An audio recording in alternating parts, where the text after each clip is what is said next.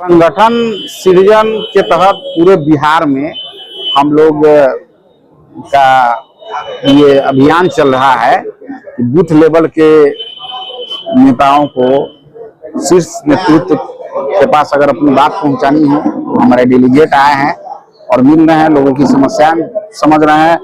आम जनता की क्या समस्याएं हैं वो हमारे वर्कर से समझ रहे हैं, उनकी क्या समस्याएं हैं, क्या समाधान होना चाहिए, इस पर बात हो रही है। संगठन को मजबूत करने पर बात हो रही है। प्रखंड अध्यक्ष आप हैं कांग्रेस की, क्या लग रहा है कि नए सिरे से जो विस्तार की शुरुआत होगी?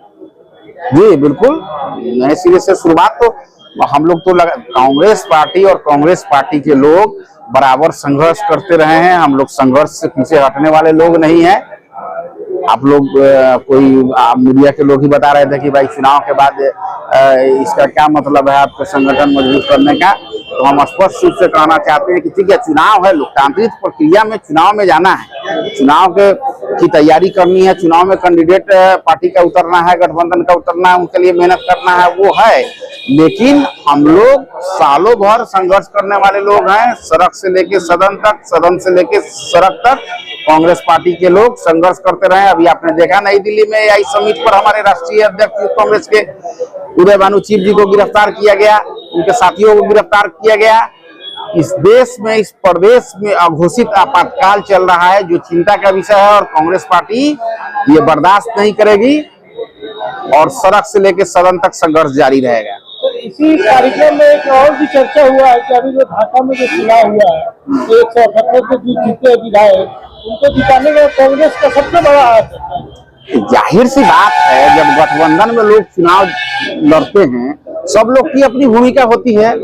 हम लोगों ने ये कहा, ये हमारा ये कहना है कि यहाँ जो नजदीकी लड़ाई हुई है और यहाँ गठबंधन की जो जीत हुई है, कांग्रेस पार्टी की अहम भूमिका रही है इसमें।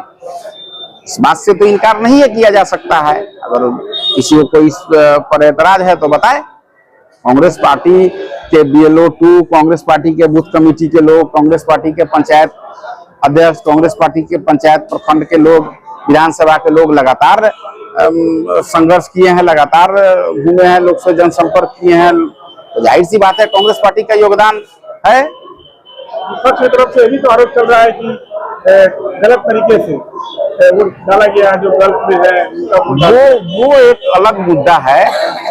कोई अगर गल्फ में थे और उनका वोट पड़ गया है, अगर ऐसा आरोप है तो उनके पोलिंग एजेंट वहां रहे होंगे, शासन प्रशासन के लोग रहे होंगे, सारे अफसरान रहे होंगे, तो सरकार तो उन्हीं की है। तो फिर इस तरह की बात समझ से परे है। या अगर ये कह देना कि मृत व्यक्ति की तरफ से वोट दे दिया गया है, तो भाई आपने SIR खुद करवाया था, बहुत डंका पीटा गया था कि भाई SIR करके फर्जी वोटरों को हटाया जा रहा है, ऐसा करके। तो फिर कहाँ आप खुद और जब जहां आप चुनाव में गड़बड़ी का आरोप लगा रहे हैं, हमारे जिला अधिकारी महोदय को सम्मानित किया गया है राष्ट्रपति महोदय से कि आपने स्वच्छ चुनाव करवाया है, साफ चुनाव करवाया है, बेहतर चुनाव करवाया है। तो इसका मतलब आप सवाल उठा रहे हैं क्या स्वच्छ चुनाव प्रणाली पर? तो सरकार के लोग ही जब स्वच्छ चुनाव प्रणाली पर सवाल उठाएंगे तो आप समझ लीजिए सरकारी क्या स्थिति है। क्या लग रहा है, चुनाव क्या फिर से दोबारा हो सकता है? लोगों में तो चर्चा है। मामला माननीय न्यायालय में है, तो उस पर हमारा कोई कमेंट नहीं होगा। चुनाव दोबारा हो सकता नहीं हो सकता, लेकिन चुनाव दोबारा क्यों होना चाहिए? सिर्फ ढाका का ही दोबारा चुनाव क्यों होना चाहिए? मामला चूंकि माननीय न्यायालय में है, तो इस पर हमारा बहुत इस तरह का कोई कमेंट नहीं रहेगा।